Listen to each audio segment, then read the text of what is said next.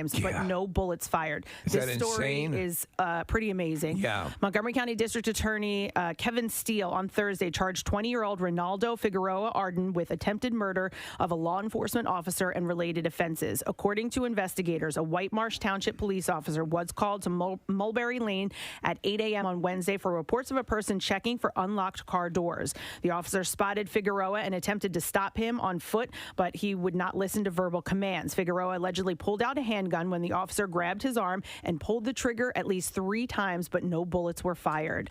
The officer wrestled Figueroa to the ground and placed him in custody with the help of responding officers. Police say that Figueroa the gun that Figueroa had was reported stolen from inside of a parked vehicle in Worcester Township Tuesday night. While the gun did not fire, there were bullets in the magazine, according to police. Damn. Yeah. A pair of World War II-era explosives were detonated on a Cape May beach Wednesday night. The unexploded devices were found in a yard on Elmira Street on Wednesday. Police and fire crews responded and evaluated. Some neighbors and technicians safely removed the devices. The explosives were reportedly found by Memphis Grizzlies player Kyle Anderson. When I bought the house back in October, the neighbor on the other side warned me the former owner used to bury a lot of stuff. The yard is lumpy. I'd say so. Right? The yard is lumpy and uneven, and he said even when he hired landscapers, he advised the landscapers that there were things buried in the backyard, Anderson said. Well, I would say things like don't use a pickaxe or anything of that nature. That would be an additional warning I would give. The bomb squad was called back on Thursday after a third device was found. Authorities say you should call police if you ever find one of these devices and never touch it. In sports this morning.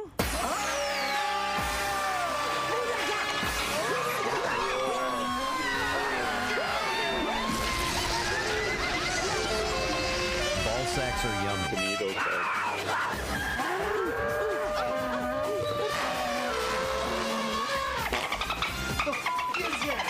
The Flyers lost to the Washington Capitals last night in South Philly. The Flyers scored 2 third-period goals to get closer after falling behind 4-1, but couldn't complete the comeback in an eventual 5-3 loss. Brian Elliott made 17 saves in the loss.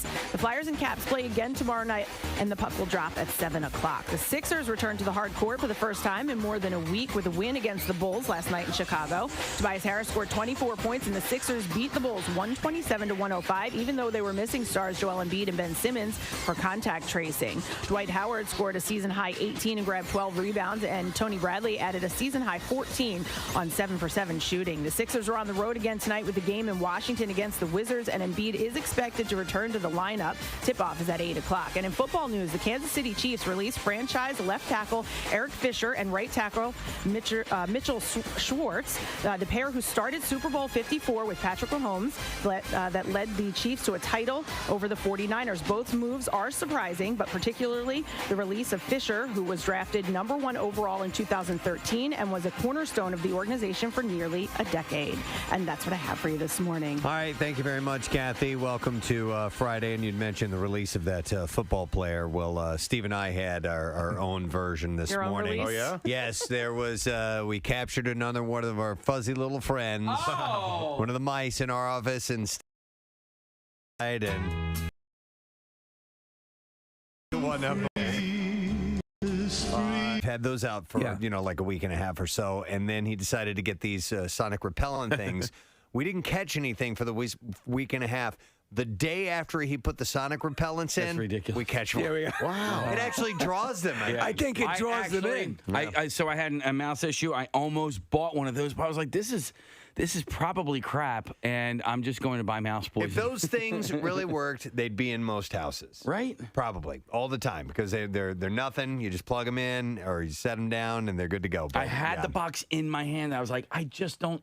It's always been sketchy, but we're so committed to try to humanely get these little guys out of there. Yeah. And Steve, we got one. Other people in this building are going to hire you. Yeah. Well, you know who they need to hire? Brent Porsche. Yeah? He has them. He's got His record is unimpeachable. So, Steve, I know you were trying a bunch of different types of bait. What was the one that was finally Brent successful? Porsche's bait, which was the Snyder honey mustard pretzel. Pretzel? I probably would have gone for those, too.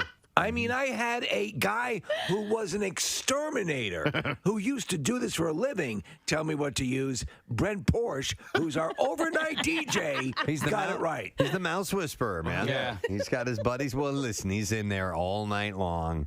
and he needs friends, and he's got time to perfect his method. He's learned how to get into the world of the mice. So the mouse head. Yeah. Yep. Exactly. All right. So we started off on a good note today by releasing that guy out of here. So I was happy about that. All right. We have a few things going on today. We're giving away our Word of the Week prize, $500, chance for you to win that.